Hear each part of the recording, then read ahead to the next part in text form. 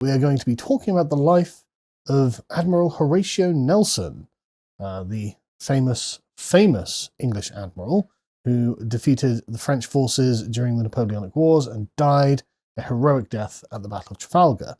We're going to be talking about it from Nelson's perspective. So we're not going to talk excessively about things like Trafalgar because we've covered them in previous epochs, which you can go back and watch. But anyway, so beginning with Nelson himself then, it occurs to me that I actually don't know much about the man other than the naval victories during the wars against Napoleon. Right, okay. I don't know why I don't either, because you'd think like you would know something. But I know he was like a very charismatic, likable chap, very well loved by his men, and he was obviously a great admiral who could win spectacular victories. But that's all I know.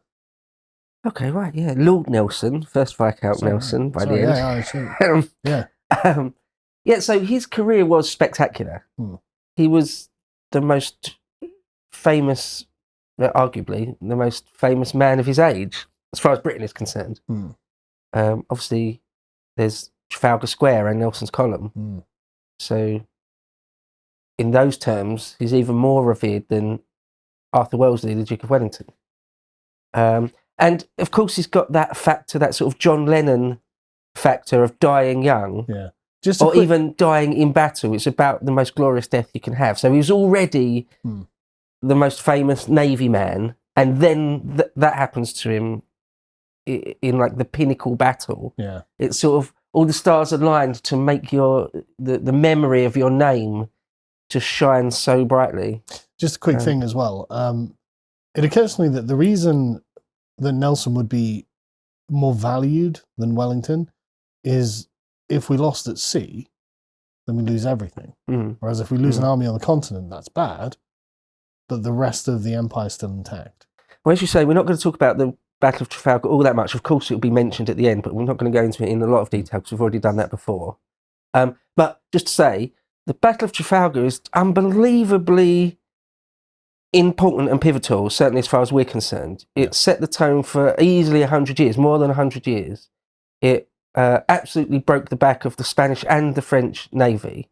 It sort of thwarted Napoleon in a couple of different strategic senses, just pulled out a couple of legs of his stool, so to speak. It couldn't have been more important. It's like, so that's why. You can't overemphasize it. Yeah. Perhaps because of that, because his sort of, glorious, quote unquote, death in battle, at the Battle of Trafalgar, and he's already the hero of the Navy and the nation. That one event, that last event, that outshines everything else he did, sort of, in his life, unless you make an effort to go back and look at his career. But yeah, his career was stellar before that. So where does he come from? As a Norfolk boy. Oh, really? Yeah. Okay. The son of a pastor or a vicar, sort of fairly middle class, just normal guy, not peasantry but not gentry. Yeah, pretty normal guy. I mean, I think he was one of the middle children of like 11, right, back then. Yeah. So one of the first things to say, if we just kick off, is that he was sent to sea when he was 12, and that is really young, really young. Yeah, I think that's one of the first things sort of say about if you're going to go down the route of sort of armchair psychology, what makes the man. He said later in life that nothing was more traumatic than the first few days away from your family. So he was indirectly related to Robert Walpole. We did a whole epochs, didn't we, about the Prime Minister Robert Walpole. They were like, his family were like some cousin branch of the Walpole family, so it wasn't directly in line or anything like that. But but his uncle was a captain in the Navy. Maurice Suckling was his uncle, and he was a captain. So he sort of got the boy into the Navy and sort of had him under his wing a bit. But yeah, Nelson himself said that later in life you have reverses and sadnesses and things that make you depressed and all that sort of thing. But nothing was more sort of traumatic than that, than being ripped away from your family like that at sort of a tender age. There's another little anecdote I think's interesting, is that there used to be a little bit of a tradition that sometimes the boy on the ship's boy, or even a very, very young, very, very green midshipman, again, very young lad, sometimes like a 14-year-old or something, would sometimes, especially when they're fresh on the ship, would dine with the captain. It's a sort of a funny, quirky thing. One time when Nelson was a captain himself, or a commodore, or an admiral at some point, much, much later in his career, or would have been an admiral, and the ship's boy was dining with him, or a midshipman, and he said to him, when did you first join the Navy? And the boy said, when I was 12 or 13, I think he said. And apparently Nelson just sort of muttered to himself, too young, too young. So anyway, that's a sort of little... firsthand, didn't he? Yeah, that's a little detail which, it's easy to skate over or not even remember. But I think things like that can be really important to understanding the man. I think we could contextualize it by talking about what the British Navy was like in this period. Because as I understand it wasn't nearly as professional as the modern British Navy. Oh, no. So modern one, huh? Yeah, so it might be worth just giving us a brief overview of what the Navy itself was actually like. Like, what were the conditions that Nelson was expected to endure? Oh, gosh. Well, there's whole books written about that. I know. I mean, we're talking the late 18th century. The late 18th century, when he first joined, would have been the 1760s, 1770s. So it's pretty brutal. In fact, different historians, different scholars argue a bit about that, about how brutal it was. But I think there's no escaping the reality that it was pretty harsh. Yeah. It would really depend as well, ship to ship, captain to captain, how brutal it was. So, for example, one of his first outings was under his own uncle. So you can imagine he had a slightly less arduous go of it. Yeah. But the conditions are never good on an 18th century ship. Right, yeah. They're never comfortable. Right, yeah. It's cold. It's going to be always wet. You're going to be working all the time. Yeah. Possibly under the threat of corporal punishment. Yeah. And you will end up encountering danger very often. Stinks quite often. Yep. Yeah, it's disgusting sometimes. Often the ships would get mud, tidal mud, sort of inside the keel, things like that, and it would just stink the whole time. You'd be at sea for months maybe, and it would just stink to high heaven, and could be very brutal. You mentioned sort of capital punishment and things. Again, it would depend on the captain, but yeah, everything had to be just so. I mean, you had to have strict rules on board, and that's for the safety of everyone on board as well. Yeah. So it's not arbitrary. Like that. But later there's the Battle of Copenhagen. One of his captains is Captain Bligh and that's the famous Captain Bligh of Mutiny on the Bounty. You know anything about that story? A captain could be a real tyrant if he wanted to. It could be, if he wanted to be really, really horrible and mean and strict, he could be. That's one of the reasons why Nelson was so liked, is because he wasn't. He was strict enough. You didn't cross him or take the mickey. Yeah. But he tried to look out for his men, which a lot of them didn't. Yeah. So it's why he was so liked. Quite often the men, when he came back from any sort of campaign or expedition, all the crew would request that they would go with Nelson to his next ship, to his next command. That speaks volumes. Yeah. Quite often men just want to get off the ship. And they don't care about the next command and things. Or I actually don't want to be with that captain again. Yeah, or actively hate the guy. Would like to see him killed. Definitely don't want to go to sea with him again. But yeah, usually the men, or quite often if a ship, more than once there's accounts of a ship was sort of mutinous or bordering on mutiny or something along those lines.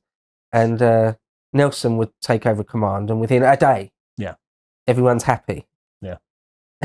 Well, the guy, he's got the charisma to make it all work. And that's definitely a thing that comes through quickly or straight away He's very, very charismatic. Well, so when he's still young, a boy really, like I say, he joins when he's 12. His uncle makes sure he's posted on ships that are going to go out and do stuff and see some action, because you could join the Navy and you get posted to a ship that just sits in port for 2 years or something, or you get posted to quite a small sloop, like a single-masted sloop, and it's just doing coastal hopping, and you never see any action. Yeah, and then you're not likely to get promoted very quickly that way. No. Whereas, although it's more dangerous, physically dangerous, if you see action, you're much more likely to get promoted. So fairly quickly, he goes to the West Indies, the Caribbean, and the East Indies. When he's still quite young, because like I say, his uncle Suckling makes tease to it that's the case. When he's still quite young, when he's about, I think, 14 or so, he gets put on a ship that goes to the North Pole. Now, no one had ever been to the North Pole by this point. They won't go to the North Pole for another 100 years plus. Yeah. But so there's like an expedition. Right. Sort of a bit of a specially reinforced ice cutting, early version of an ice cutter type thing, try and force its way through the pack ice. He goes up to the North Pole, he's involved in that. It's bloody scary. Yeah. One of the things for a midshipman or a very, very junior lieutenant would be that if there were small the small rowboats like going out tenders to go out somewhere, quite often you put one of them in charge of the tender with half a dozen or a dozen men or 20 men tops, give them experience at commanding their own vessel. Your very, very first taste of being completely in command. Yeah. So quite often you might have that. You might have a very, very a junior lieutenant who's like 16 years old, but he's in charge of a dozen old sea dogs on a little rowboat. I bet they were thrilled. It's like the young gentleman. Yeah. He has to sort of cut his teeth at some point with the taste of command.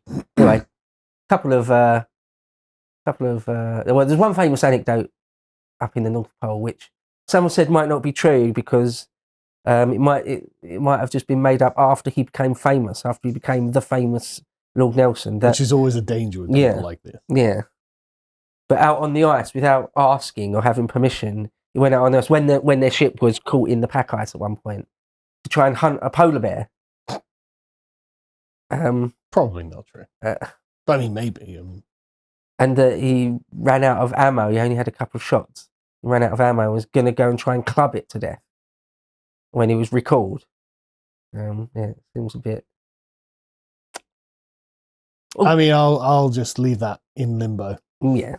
I mean, there are a few stories from his childhood when he was a small child that seem to be true, and there's no real doubt cast over whether they're true or not, where he's one of those boys, you must have known them at primary school or something, that are just kind of fearless. Oh, yeah. Like they actually seem to have no fear. It's not like a pretension. They're not... it's not an act. They actually have no fear. Yeah. I don't know, like climbing a ridiculously tall wall or something. Yeah. He seemed to be one of those types of boys. Right. There was one story where he and one of his brothers were walking to school, but it was a giant snowdrift and they couldn't get through, so they turned back. And apparently his father had said to them, "That's okay. If you don't think you can get through, you can't get through. Don't worry about it. But I'll leave it up to you as a matter of honour whether you should try again and just get through." And even as a small boy, he would have been under 12. And Nelson just takes that as a challenge, really. Oh, my honour's at stake. Oh, well, then I'll keep going till if it kills me. Then. Yeah. Again, there's a bit of a perfect anecdote because that's sort of how he conducted himself his whole career. One thing to say fairly early on is that he didn't have a death wish. He wasn't suicidal, but he was one of those officers that was just prepared to die loads. Loads.